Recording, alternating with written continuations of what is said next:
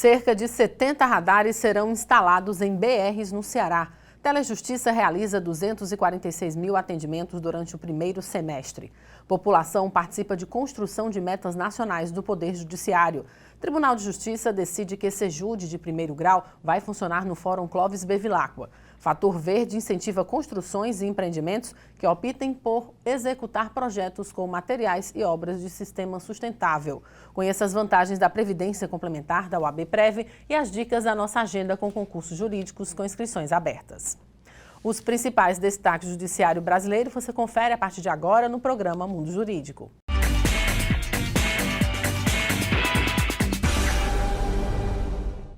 Terminou a primeira fase do processo participativo para a construção de metas nacionais do Poder Judiciário. Com a efetiva participação da população, a proposta mais votada relaciona-se ao trâmite judicial. Por um mês, o formulário permaneceu disponível no portal do Tribunal de Justiça de Mato Grosso do Sul e era acessível tanto para servidores e magistrados quanto para o público em geral. A ideia era ouvir a população de forma igual para que o resultado demonstrasse o desejo de todos. O formulário era dividido em temas e subdivididos em propostas. Após escolher um tema, o participante assinalava qual proposta era aquela que mais se adequava à ideia. Foram contabilizados 1,2 mil itens preenchidos no formulário entre propostas de metas judiciais e políticas públicas. O tema que recebeu o maior número de votos aborda soluções alternativas de conflitos, contabilizando 258 votos. Dentro deste tema, a ideia campeã, com 95 votos, se refere às novas parcerias para promoções de soluções alternativas de conflitos. Em segundo e terceiro lugar, com temas mais votados, ficaram o combate à violência doméstica e a gestão criminal, contabilizando 214 e 204 votos, respectivamente. E o Departamento Nacional de Infraestrutura de Transportes, o DENIT, deverá instalar um lote de cerca de 70 radares eletrônicos para o monitoramento de 145 faixas de trânsito em 3 rodovias federais que cortam o Ceará. A instalação em 49 trechos de zonas urbanas e 1 rural decorre de acordo judicial homologado na última segunda-feira, dia 29, pela Justiça Federal. Em abril, os fotossensores foram retirados das BRs após determinação do presidente Jair Bolsonaro. Dias depois da definição federal, a juíza Diana Vanderlei da Silva, da 5ª Vara Federal de Brasília, suspendeu a medida. Conforme sentença da juíza, o DENIT terá um prazo de 60 dias para instalar os equipamentos previstos no acordo. São aproximadamente 1.140 radares eletrônicos responsáveis pela cobertura de 2.278 faixas em todo o Brasil, visando o controle de velocidade em áreas críticas, média, alta e muito alta. Dos 50 trechos aqui no Ceará, definidos em estudo técnico de 2016, 4 estão na BR-020, 23 na BR-116 e 23 na BR-222. O DENIT não informou a quantidade exata de radares a serem instalados aqui no Ceará, mas informou que cada equipamento cobre, em média, 2 faixas de trânsito. O estado deve receber em torno de 70 radares. Os equipamentos são de 3 tipos: controlador eletrônico de velocidade, redutor eletrônico de velocidade e controlador eletrônico misto. Em abril, quando o DENIT começou a retirar os equipamentos, o Ceará dispunha de 71 equipamentos. Na época, o órgão informou que a previsão era a retirada de todos os equipamentos. Dados da Polícia Rodoviária Federal mostram uma redução de 32,8% dos flagrantes de excesso de velocidade. Neste ano, entre janeiro e o último dia 29 de julho, foram registradas 77.680 infrações. No mesmo período do ano passado, foram observadas 115.664 descumprimentos. O acordo prevê a realização de um novo estudo apresentando a necessidade dos radares nas faixas remanescentes de criticalidade baixa e muito baixa. O prazo de conclusão é de até 120 dias.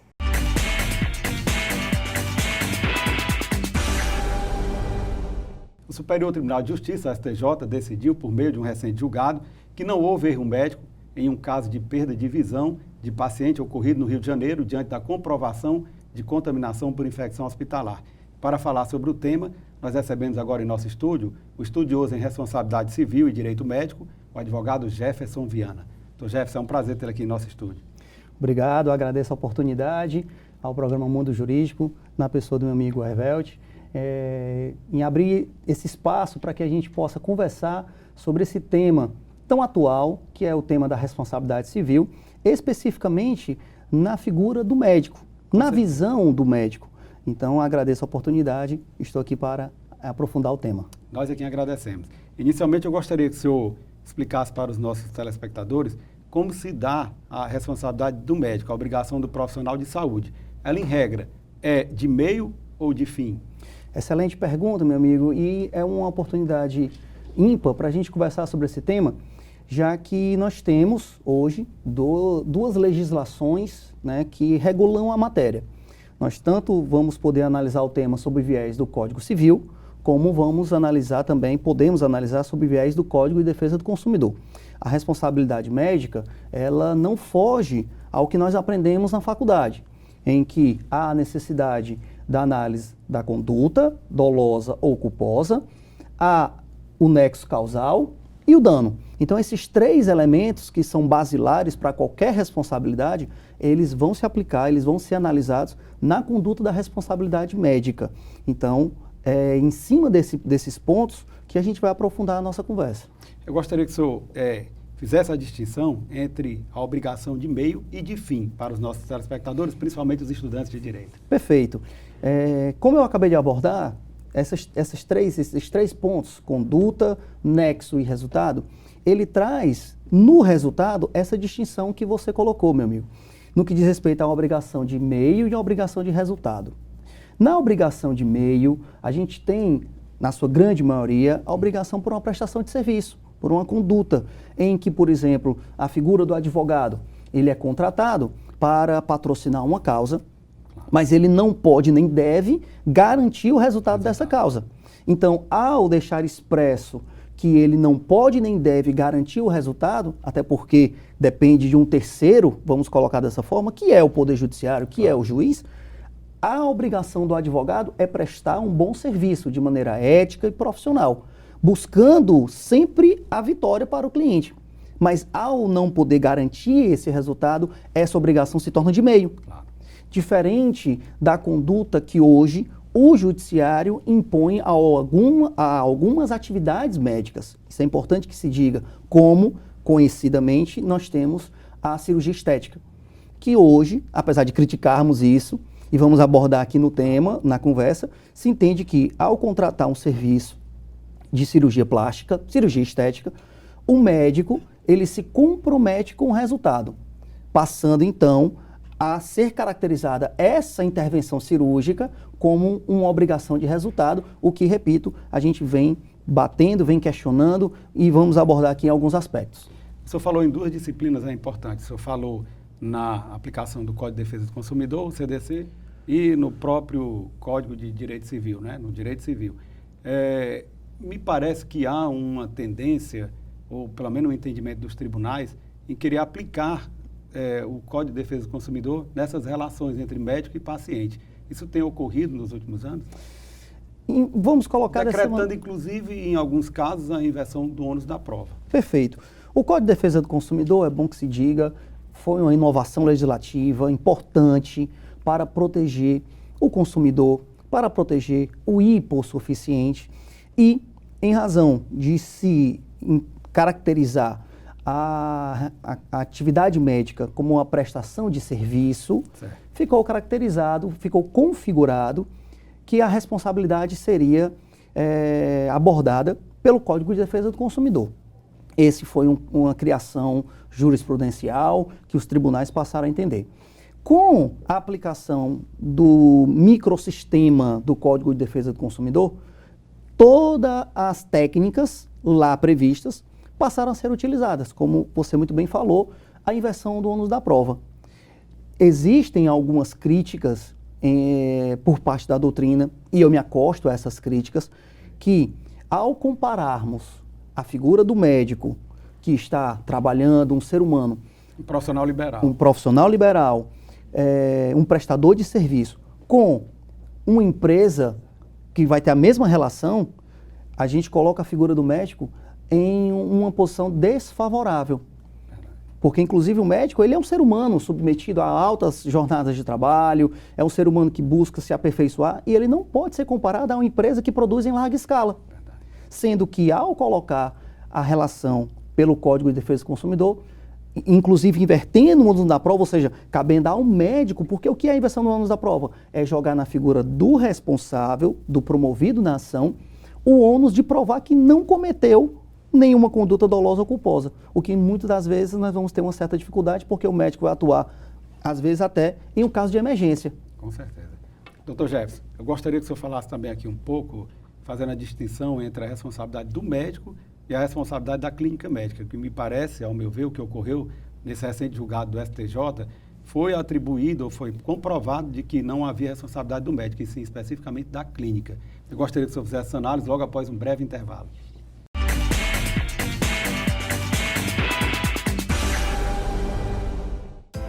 A Prefeitura investe no transporte público para melhorar a vida das famílias em Fortaleza. Criou o Bilhetinho, passagem gratuita para crianças de até 7 anos.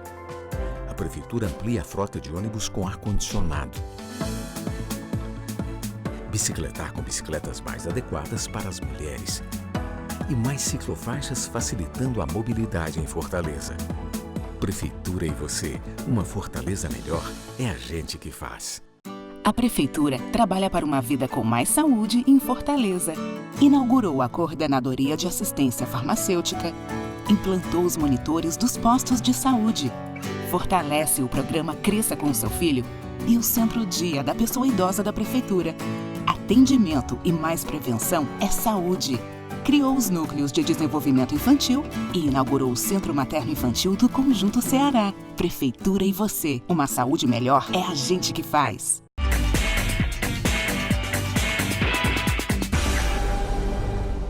Nós voltamos a entrevistar o advogado Jefferson Viana, que está falando sobre responsabilidade civil médica. Doutor Jefferson, a pergunta que ficou no ar no bloco anterior foi, na verdade, eu solicitei que o senhor fizesse uma distinção entre a responsabilidade do médico e a responsabilidade da clínica médica. A jurisprudência que aborda o tema e a doutrina que também estuda o tema da responsabilidade civil, entende que no caso da clínica médica, que muitas vezes o médico ele é ou contratado por uma clínica, ou empregado de uma clínica. Então, nesse caso, a clínica, por ser uma pessoa jurídica, a doutrina e a jurisprudência entendem que ela teria uma responsabilidade objetiva em atos praticados dentro do seu estabelecimento, fazendo uma equiparação com uma empresa. Então, nesse caso, a jurisprudência foi tramitando, foi caminhando para entender que a responsabilidade da clínica passaria a ser objetiva.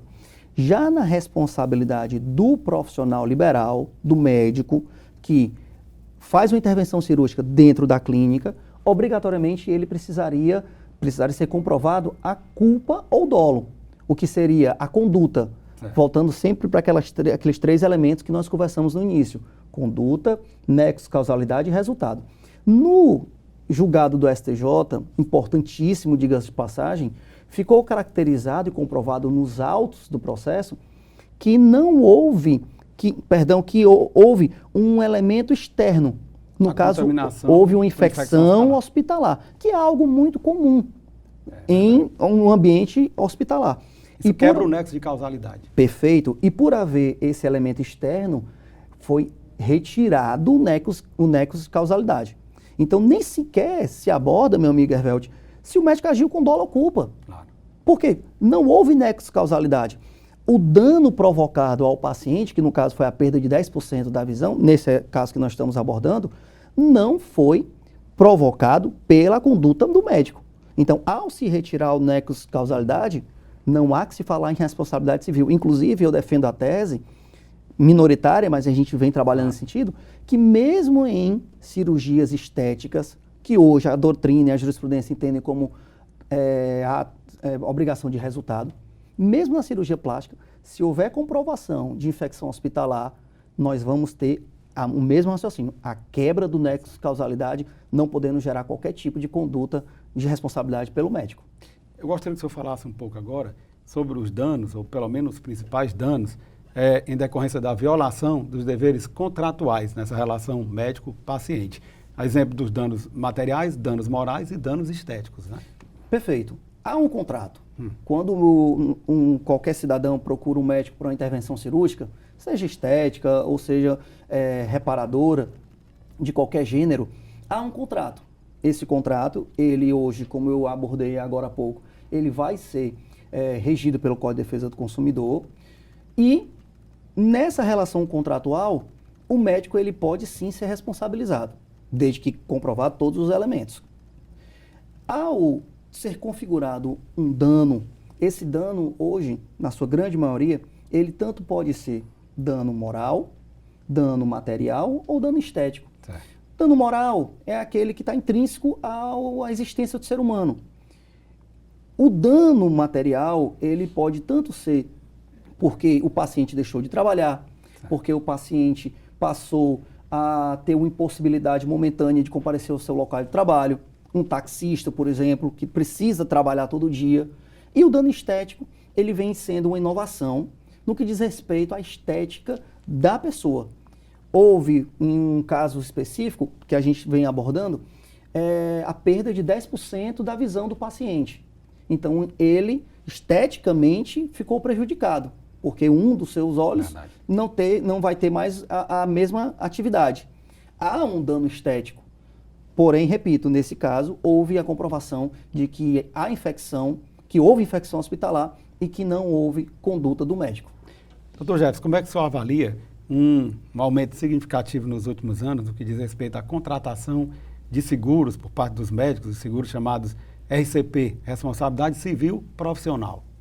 O médico, como profissional liberal, ele, vamos colocar de 10 anos para cá, é o tempo exatamente uma década que eu venho me debruçando sobre esse tema, estudando a responsabilidade civil, especificamente relacionada à figura do médico, ele passou a ter medo, passou a ter receio, vamos colocar essa palavra que fica até melhor, em praticar o seu mistério, para qual ele estudou, para qual ele se preparou. Acho que é um conhecimento, é um senso comum, quanto que um médico estuda e se prepara, desde o momento do vestibular. Então o médico ele passou a ter receio em operar. E diante desse receio, ele passou a procurar meios alternativos de proteção, de prevenção. Entre eles, passou a procurar um especialista na área, um advogado que pudesse lhe prestar consultoria preventiva de como não agir, claro, dos cuidados que ele deve ter em todo o preparo, o que é o chamado pré-operatório, até mesmo pós-operatório. E dentro dessa gama de proteção, o médico passou a procurar empresas especializadas em seguro. Já para que, se ocorrer um ato que a gente chama, que eu nem gosto muito dessa expressão, mas conhecidamente se fala como erro médico, se ocorrer um erro médico, ele já vai poder, pelo menos, proteger o seu patrimônio. Lógico que isso não vai impedir dele ser processado criminal, civil ou até mesmo administrativamente.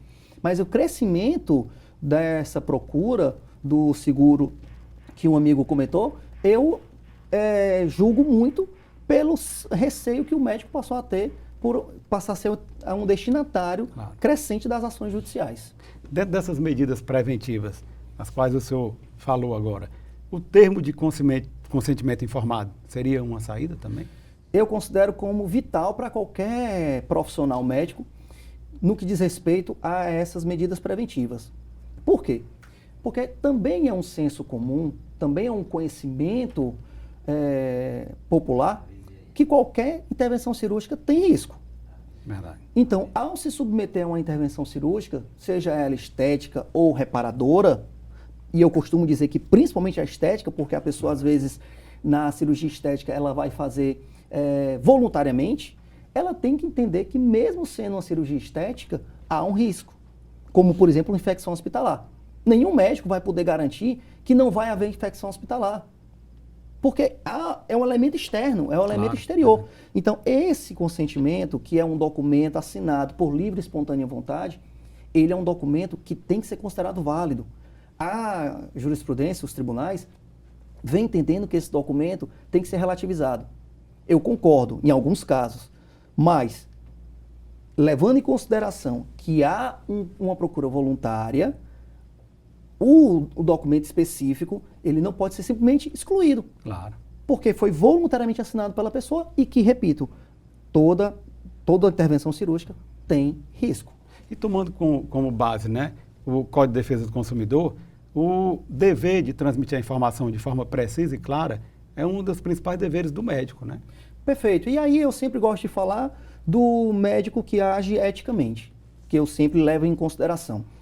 Por quê? Porque o médico ele tem que ter a razoabilidade de, analisando aquele caso, verificar que não é o caso de uma intervenção cirúrgica. Claro. Hoje, com a busca incessante da beleza, com a busca incessante provocada até mesmo pela questão das redes sociais, a procura por intervenções cirúrgicas, estéticas, né, a cirurgia plástica, desnecessárias, ela aumentou enormemente. Então, cabe ao profissional ético, ao profissional médico, ao verificar que não é o caso de uma intervenção cirúrgica, orientar o paciente. Olha, aqui o seu caso não tem possibilidade de chegar a esse resultado que você almeja. Claro. Porque muitas vezes, muitos clientes procuram um médico já com a foto de um determinado artista para dizer, olha, eu quero meu nariz igual a esse, eu quero meu olho igual àquele, enfim. Claro. Só que o médico ele vai ter que ter a consciência de fazer esse filtro. E às vezes, tipo, por incrível que pareça, o próprio paciente não sai satisfeito quando tem um resultado negativo de que aquela cirurgia que ele achava que iria melhorar a sua estética não é aconselhável para o seu caso. Com certeza. Dr. Jefferson, no que diz respeito às ações de indenização nos casos de erro médico, a prescrição ela é aplicada com base no Código de Defesa do Consumidor ou no Código Civil?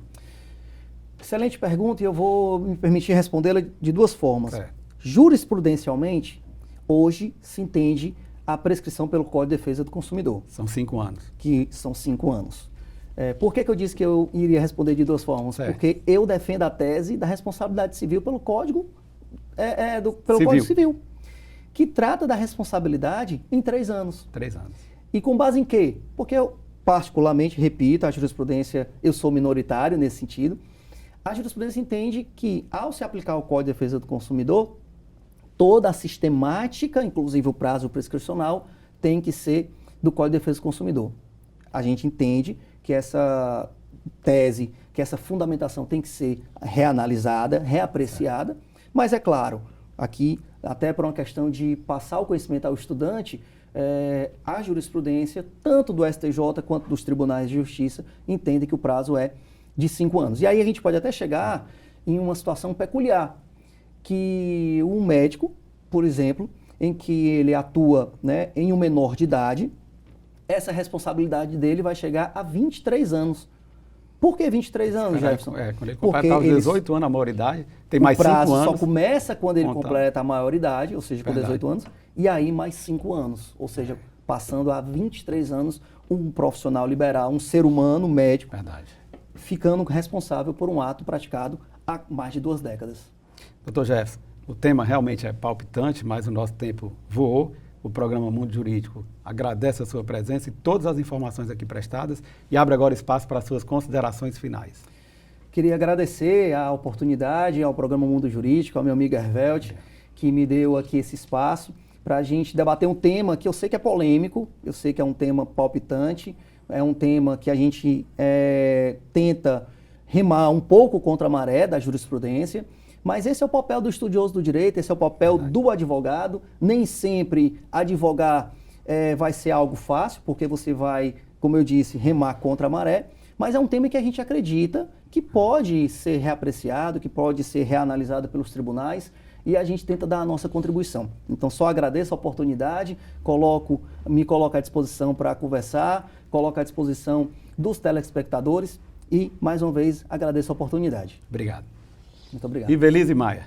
E o presidente do Tribunal de Justiça do Ceará, Washington Araújo, aceitou o pedido da Ordem dos Advogados do Brasil, secção do Ceará, e decidiu que a Secretaria Judiciária Sejude de primeiro grau, que são as varas e juizados, irá funcionar no Fórum Clóvis Bevilacqua.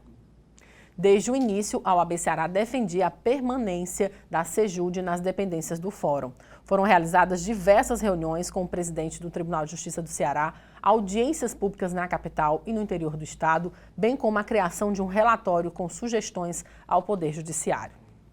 A criação dessa estrutura faz parte do programa Celeridade, um conjunto de iniciativas da atual gestão do Tribunal de Justiça do Ceará para promover mais celeridade aos atos processuais e decisões judiciais. A lei número 16.905, que cria a Secretaria Judiciária Sejud de primeiro grau do Estado, foi sancionada pelo governador Camilo Santana e publicada no dia 10 de junho de 2019. A competência e a instalação são definidas pelo Tribunal de Justiça do Estado, autor do projeto da nova unidade. A previdência complementar fechada no Brasil vem crescendo a cada ano. O brasileiro percebeu que é preciso pensar no futuro, poupar hoje para ter qualidade de vida amanhã. Na prática, os planos de previdência complementar funcionam como uma poupança. É um investimento de longo prazo e uma forma de investir bem flexível e transparente, em que você pode acompanhar através de extratos a rentabilidade de seus investimentos. Formar uma reserva financeira para realizar um sonho e planejar uma aposentadoria segura a longo prazo, além de uma renda para um caso de invalidez e uma pensão paga aos seus beneficiários caso ocorra alguma fatalidade. Esses são os principais objetivos de quem já aderiu ao plano de benefícios previdenciários do advogado, o ABPrev Ceará.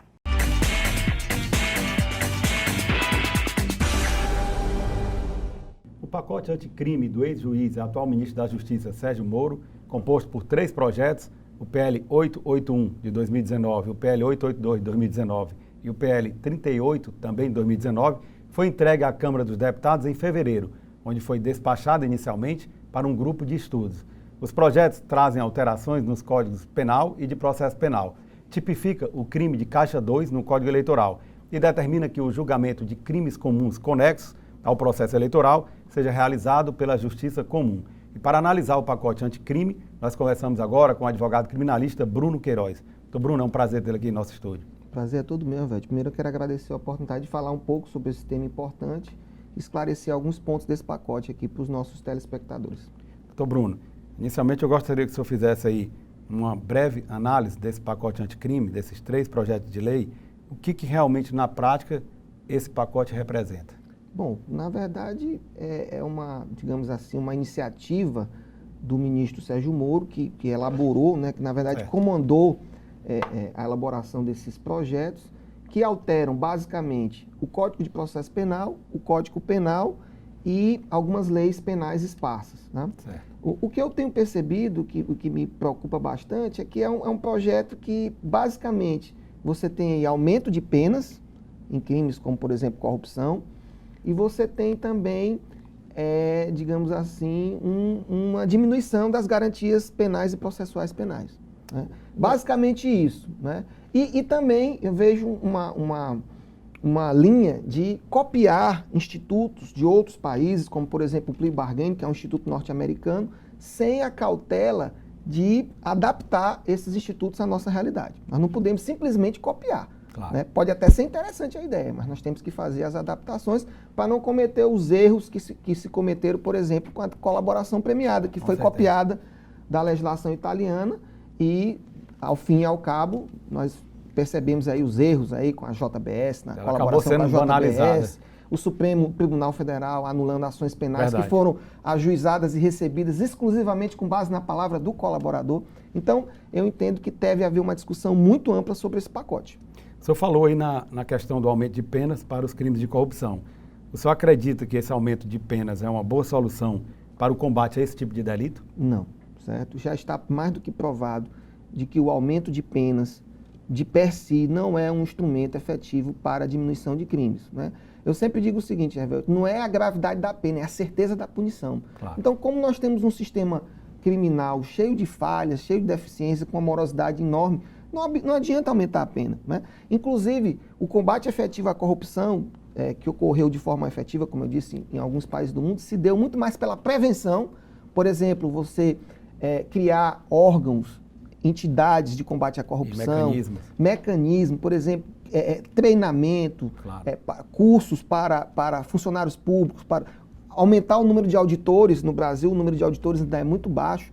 Então, se combate a corrupção é com estratégia. Aumentar o investimento na área de inteligência. Aumentar o investimento na área de inteligência, isso é muito importante. Verdade. Então, aqui no Brasil, nós temos diversas entidades, nós temos Tribunal de Contas da União, nós temos Controladoria Geral da União, nós temos Ministério Público Federal, nós temos as polícias civis, Polícia Federal, mas são entidades que não se comunicam, cada um trabalha de uma maneira diferente. E isso é muito deficitário para o eficaz combate à corrupção. Eu acho que precisa evoluir muito nisso. Isso vai gerar o quê? A prevenção.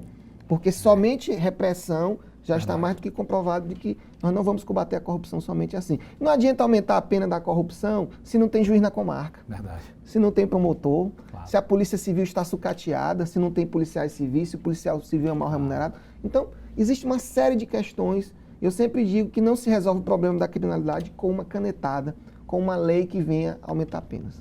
E de que forma esse aumento de pena pode impactar no sistema carcerário? Isso Aí- pode agravar ainda mais aquela superpopulação? Aí nós temos um outro problema. O Supremo Tribunal Federal já decidiu, na verdade, com base na realidade fática, que existe um estado de coisas inconstitucional no nosso sistema carcerário. Tanto pela superpopulação, que é totalmente incompatível com o número de vagas, como pelas condições indignas. E você aumentar essa população carcerária sem perspectiva de ressocialização, me parece um grande equívoco. Esse aumento da população carcerária pode se dar tanto pelo aumento de penas no projeto, como também pela proposta do plea bargain, que permite um cumprimento de pena sem um devido processo legal, sem uma instrução processual. O senhor falou nesse Instituto do Plea Bargain, que na realidade é a adoção de mecanismos negociais, né, como solução para a ineficiência do sistema de justiça criminal. Então, o senhor acredita que o Plea Bargain não é uma boa alternativa para o Brasil? Eu acredito que, primeiro, nós não temos essa tradição, essa cultura jurídica, né? Isso é uma tradição dos países da chamada common law, né? Os Estados Unidos, por exemplo. Então, assim, eu acho muito complicado a gente copiar um instituto desse sem adequar à nossa realidade. Né? Você pega, por exemplo, os Estados Unidos hoje é o país que tem a maior população carcerária do mundo. Por uma razão muito simples, é porque lá, nos Estados Unidos, 90% das penas são negociadas com o Ministério Público. Não existe instrução processual. Então, isso causou um enorme aumento na população carcerária. Então, imagine trazer um instituto desse para o Brasil, em que grande parte da população, nós sabemos, são pessoas negras, são pessoas sem condições, digamos assim, de uma boa instrução. Isso tende, eu acredito, a aumentar ainda mais a população carcerária. Então, me parece que nós precisamos analisar com muita cautela esse instituto. Além disso, eu entendo que ele pode gerar um efeito nefasto, ou seja, diminuir muito a pena para quem cometeu o crime. Entendi. E estimular um inocente a cumprir uma pena, ainda que seja uma pena menor, porque esse inocente, diante daquelas agruras do processo, diante de uma negociação em que não há paridade de armas, diante de uma negociação em que o Ministério Público não tem uma posição imparcial, porque o Ministério Público vai pegar ali só as provas do inquérito e a defesa não vai ter chance de produzir provas numa instrução processual. Isso tende digamos assim, a gerar uma negociação em que uma das partes está com a cabeça numa guilhotina. Isso certamente pode gerar injustiças. Então, eu tenho um receio também nessa linha. Doutor Bruno, para que fique bem claro para os nossos telespectadores, esse instituto aí, importado dos Estados Unidos, o Plea Bargain, ele seria então, na prática, uma participação do Ministério Público, do delegado da Polícia Judiciária, que sairia do inquérito, direto para o Ministério Público, negociando com a parte. O papel do juiz, então, seria apenas homologar esta pena, seria isso? O papel do juiz seria homologar e fiscalizar a atuação do Ministério Público. Claro. Né? É evidente que se pretende dar um protagonismo maior no projeto do ministro Moro do que o papel que é exercido lá, por exemplo, nos Estados Unidos. Mas ainda assim, digamos assim, retira bastante o poder do juiz. Porque o protagonista vai ser o representante do Ministério Público. A maior preocupação é porque o inquérito policial, todos nós sabemos, que ele é de caráter inquisitorial. Sim, onde claro. Não há produção de provas, né? Exatamente. Não há contraditória e ampla defesa. Já se fala hoje em investigação defensiva. O que é isso? É uma investigação conduzida pelo advogado de defesa ou pelo defensor. Ótimo. Mas nós não temos essa cultura. Então, o que acontece? No inquérito policial, a prova produzida é toda com base na linha de acusação. E aí você negociar com base somente naqueles elementos que apenas desfavorecem a defesa, e como o Ministério Público não tem essa visão imparcial, então eu entendo que é uma negociação sem paridade de armas. Doutor Bruno, o nosso direito penal é um direito penal garantista. Essas alterações propostas, o senhor acredita que estão na contramão do garantismo? Eu gostaria que você respondesse logo após um breve intervalo.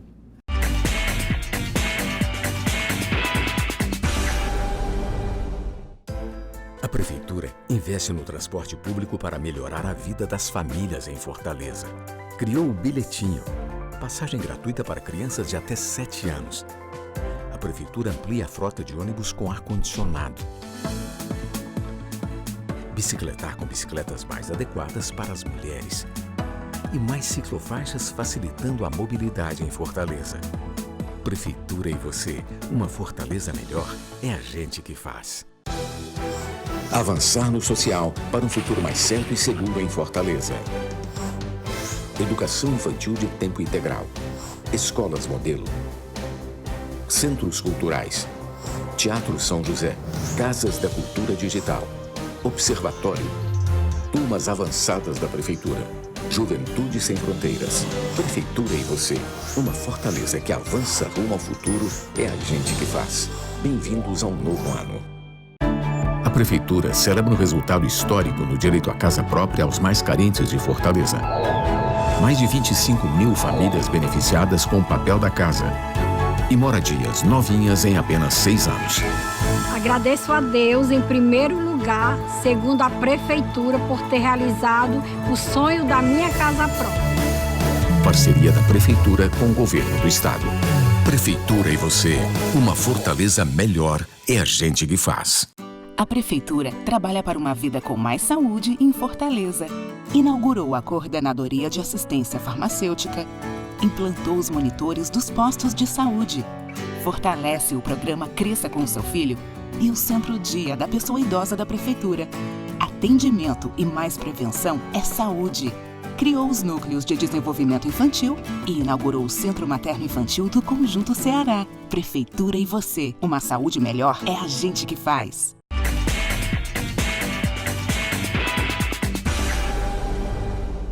Nós voltamos a entrevistar o advogado criminalista Bruno Queiroz.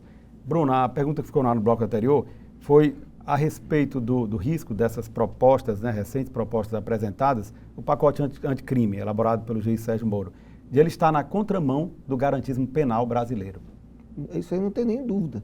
Na verdade, não é só o Código Penal e o Código de Processo Penal que é garantista. Eu sempre digo que o direito penal é garantista porque ele tem princípios. Verdade. E esses princípios, na verdade, limitam o poder punitivo. Tá? E o Código de Processo Penal também tem um conjunto de regras para evitar o abuso do poder. Mas, na verdade, mais garantista do que o Código Penal e o Código de Processo Penal é a nossa Constituição Federal, que estabeleceu o contraditório, a ampla defesa, a imparcialidade do julgador, a presunção de inocência. Então, eu fico muito preocupado porque o que eu vejo no pacote são duas medidas. Aumento de penas, né, e redução dessas garantias, como, por exemplo, com a possibilidade de aplicação da pena sem processo.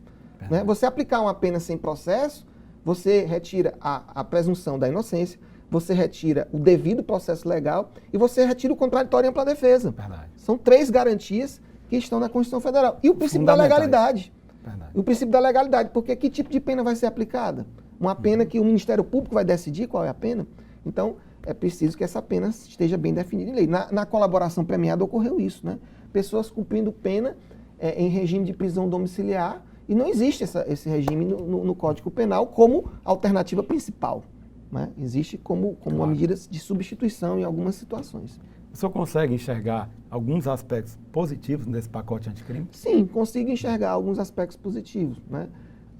Eu não posso dizer que o projeto é todo ruim. Esses aspectos que eu apontei eles são muito preocupantes. Mas, por exemplo, tem um dispositivo no projeto que eu concordo com ele, que diz o seguinte, que o delegado de polícia, ele pode, identificando uma situação de legítima defesa, ele pode deixar de fazer a prisão em flagrante daquele indivíduo. Porque hoje só quem analisa essa situação de legítima defesa é o promotor e o juiz. Né? Então, hoje, se uma pessoa pratica um fato em legítima defesa, ela pode ser presa e ficar ali um tempo detida até a audiência de custódia. Então, isso dá maior autonomia aos delegados de polícia, por exemplo, o que me parece uma medida interessante. Dá maior autonomia ao delegado de polícia e evita injustiças. O senhor falou em legítima defesa. Me parece que o pacote traz aí também uma alteração na legítima defesa relacionada à atuação do policial, não é verdade? O senhor poderia falar um pouco sobre essa mudança? Isso já me preocupa um pouco, porque a proposta, digamos assim, é no sentido de legitimar mais a atuação do policial que reage, né, numa situação de risco. E a proposta fala de situações que me parecem um pouco subjetivas, como, por exemplo, o policial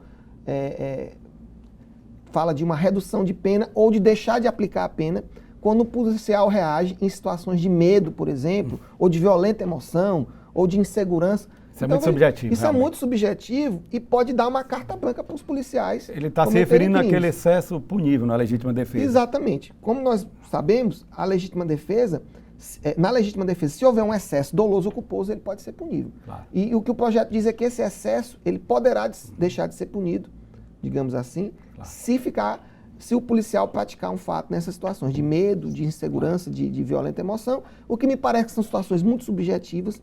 Nós temos no Brasil um índice muito alto de crimes praticados por policiais, e nós não podemos também dar uma carta branca para que o policial possa agir. O policial ele tem que receber um treinamento efetivo, ele tem que saber manusear a arma, e ele tem que oferecer segurança à população, né? E como nós temos aqui no Brasil um índice, uma estatística, infelizmente, muito alta de crimes praticados por policiais, principalmente contra pessoas pobres, pessoas negras, eu acho que essa proposta é muito perigosa e pode gerar aí um aumento desses crimes. Doutor Bruno, nós percebemos este ano, quando da reabertura dos trabalhos do Legislativo Federal, um embate entre a apresentação desse projeto, né, pelo juiz Sérgio Moro e o presidente da Câmara Federal, né, o deputado federal Rodrigo Maia, diante inclusive da tramitação de um outro projeto que se diz prioritário para o governo federal, que é a reforma da Previdência. Tendo em vista esses aspectos, o senhor acredita que esse projeto encontrará dificuldades na tramitação lá na Câmara Federal? Esse projeto já está encontrando muitas dificuldades, né? Primeiro porque o ministro Moro, ele na verdade ele não tem uma habilidade política, né? Ele vinha de uma carreira do judiciário, técnica, né? E me parece que ele está agindo de maneira amadorística em relação a essa tramitação, né? O segundo aspecto é porque esse projeto, em muitos pontos, ele é digamos assim, um perigo, digamos assim, para os próprios parlamentares. Então, aqueles que vão votar o projeto podem se sentir ameaçados por ele, o que é um segundo aspecto. Terceiro aspecto é que muitos desses pontos no pacote anti-Moro já foram analisados pelo Supremo Tribunal Federal. Por exemplo, a questão da conexão no foro por prerrogativa de função. O Supremo já disse que os copartícipes ou coautores são julgados também pelo tribunal. O pacote pretende dividir, né, essas atribuições entre o tribunal e o juiz de primeiro grau. A questão da execução da pena em segunda instância. O Supremo Tribunal Federal já decidiu e vai voltar a decidir. Então não adianta o ministro Moro colocar essa questão no pacote se o próprio Supremo Tribunal Federal é quem vai decidir. Então, em algumas situações, eu acho que faltou um pouco de habilidade, até política do ministro, em colocar esses temas e avaliar o timing também, né? Porque, por exemplo, enquanto tramita a proposta de reforma da Previdência, que já é uma polêmica grande, eu acho que esse projeto ele tem poucas chances de avançar. Com certeza. Doutor Bruno, infelizmente estamos chegando ao final da nossa entrevista. O programa Mundo Jurídico agradece a sua presença e todas as informações aqui prestadas e abre agora espaço para as suas considerações finais. Bom, eu quero agradecer mais uma vez o convite, né? E convido, né, a todos a conhecerem o pacote, né, analisar, mesmo aqueles que não são formados em direito, porque são medidas que podem ter um impacto significativo na vida do cidadão brasileiro e nós precisamos acompanhar, debater e chegar num bom resultado. Obrigado. Ivelise Maia. O Telejustiça concluiu o primeiro semestre de 2019 com 246 mil ligações recebidas, representando uma média de 41 mil contatos por mês. No mesmo período, uma pesquisa realizada junto ao público revela que, em média, 98,62% dos usuários avaliaram o atendimento como positivo. O canal fornece, por meio do telefone 85-3216-6000, esclarecimentos a respeito de movimentações processuais, endereços de unidades judiciárias, área de atuação dos juizados especiais e outros assuntos relacionados à justiça aqui no Estado. O serviço disponibiliza 20 profissionais para esclarecimentos dos cidadãos, como partes, advogados e outros interessados. O setor concentra as mesmas informações disponíveis nas secretarias das varas e nos gabinetes dos magistrados. O Telejustiça funciona das 8 da manhã às 18 horas, de segunda a sexta-feira. O tempo médio de cada chamada é de 2 minutos, sendo que a espera máxima registrada é de 24 segundos. Atuando desde dezembro de 1996, foi o primeiro da região Nordeste e o segundo do Brasil a disponibilizar orientações para ingresso de ação, endereços, telefones, horários de funcionamento e outros dados das unidades judiciárias que são úteis à sociedade. A partir de outubro do ano passado, o Telejustiça passou a fazer parte da Central de Atendimento Judicial, que funciona no Fórum Clóvis Bevilacqua. O objetivo foi padronizar procedimentos e centralizar os serviços de consulta e informações. E só reforçando para você de casa que o Telejustiça funciona de segunda a sexta-feira, exceto nos feriados, das 8 da manhã às 18 horas. E o telefone é o 85-3216-6000. Você sabe como funciona o Fator Verde? Já ouviu falar? É um projeto da Prefeitura de Fortaleza por meio da Secretaria Municipal de Urbanismo e Meio Ambiente, a SEUMA, que incentiva construções e empreendimentos que optem por executar projetos com materiais e obras de sistema sustentável. O Fator Verde tem um objetivo importante: minimizar os impactos ambientais gerados durante e depois da construção de empreendimentos. É concedido aos projetos sustentáveis que estão de acordo com os 45 critérios definidos pela SEUMA, órgão da Prefeitura de Fortaleza responsável pelo programa de certificação. O Fator Verde ele é dividido em 4 selos, né? Eu posso ter o selo bronze, que são 12 pontos, é o mínimo que você pode ter no Fator Verde, e aí vai variando do prata, o ouro, até chegar ao diamante, que são os 32 pontos, ou seja, a gente apresenta 45 critérios, que são 45 pontos, onde o máximo que a pessoa pode chegar é o diamante, alcançando 32 pontos. A gente deixa aí esses 13 pontos de sobra para tentar ver com que o solicitante se adeque e se adapte a qualquer um dos critérios. A secretária municipal de Urbanismo e Meio Ambiente, Águeda Muniz, fala da importância do projeto para a cidade. Quando a gente fala de meio ambiente, de ambiente natural, tudo parece muito distante. Sempre fica muito no campo da ideologia, das ideias. E apresentar o Fator Verde à sociedade cearense, ao cidadão fortalezense, principalmente, é fazer com que ele, concretamente, ele possa observar que cada um de nós, cidadãos, nós possamos favorecer, facilitar e fazer com que toda essa parte, a prática da sustentabilidade ambiental, faça parte do nosso dia a dia, do nosso cotidiano. A capital cearense é a primeira cidade brasileira a adotar a proposta. Para Cláudio Barreira, engenheiro de uma empresa que recebeu o certificado, é um orgulho para toda a equipe. A gente tem a responsabilidade dos resíduos, a gente tem a responsabilidade do material empregado durante o processo construtivo da obra, que isso agrega valor ao nosso produto, agrega valor ao nosso cliente final. Então nós estamos muito satisfeitos com a certificação, com a pré-certificação Diamante, que é o nível máximo lá do Fator Verde, porque esse produto realmente ele é diferenciado. O Fator Verde é opcional e aplicável aos projetos de novas construções e grandes reformas, sejam de uso residencial, comercial, misto ou institucional, no setor público e privado. E chegou a hora de você acompanhar as dicas dos concursos jurídicos com inscrições abertas em todo o Brasil na nossa agenda. Conselho Regional de Engenharia e Agronomia de Goiás, CREA Goiás, inscrições até 9 de setembro. Conselho Regional de Odontologia do Rio Grande do Sul, inscrições até 8 de agosto.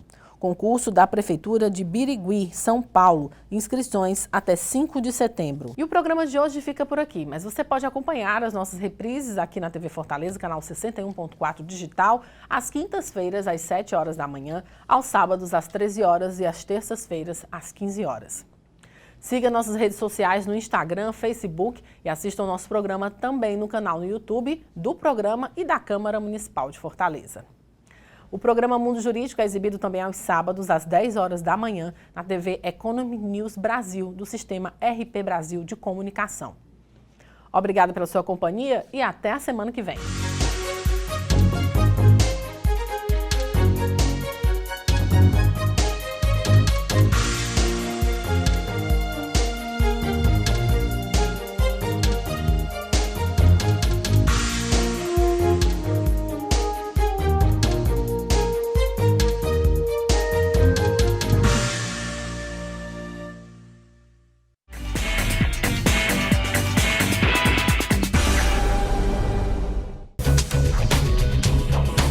TV Fortaleza, a emissora da Casa do Povo.